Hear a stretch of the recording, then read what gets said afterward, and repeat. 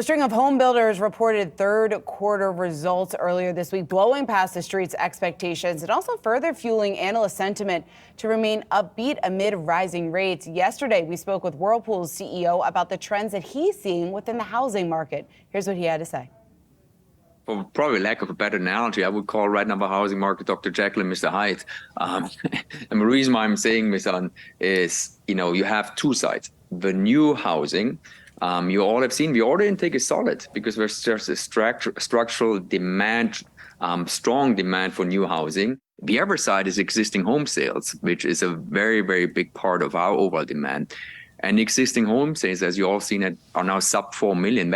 You have to go back all the way back to 2010. So you have this odd situation where you have a structural undersupply of a market, which drives positive on new home. These are two very kind of opposing trends right now. Over time, in the long term, we stated that repeatedly, we're very bullish on the mid and long-term U.S. housing. Yahoo Finance's Dani Romero joining us now for more on her biggest takeaways that we've heard so far from third quarter results. Dani.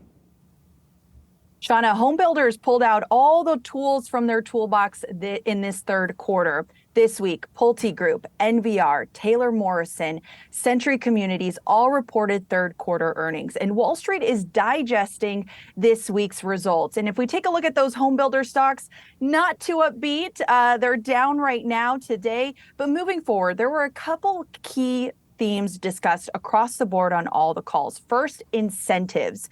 What were those incentives? Closing cost credits, interest rate locks, buy downs, a really big strategy to help buyers bring them into the market and allow them to have a lower mortgage rate than the market level. Taylor Morrison said on their call that financial incentives outweigh price reductions. That is a really key and important color when how home builders are really looking at the next quarter and how they're thinking about this high interest rate environment.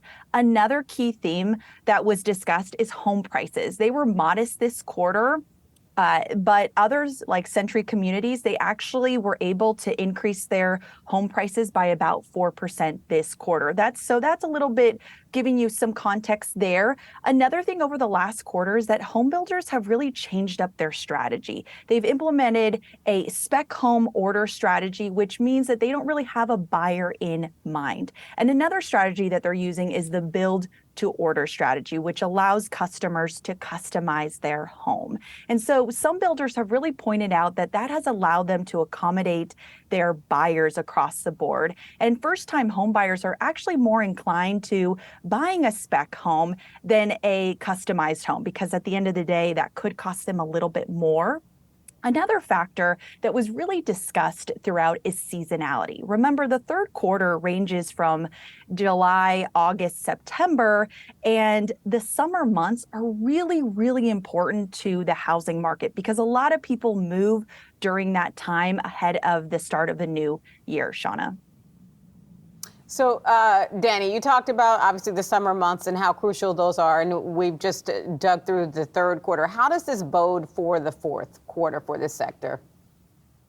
Looking forward into the fourth quarter, some executives really pointed out that the first few weeks of October have actually been very choppy when it comes to the sales volume. So that could be something that Wall Street is actually factoring in right now. If we take a look at those stocks, they're down right now.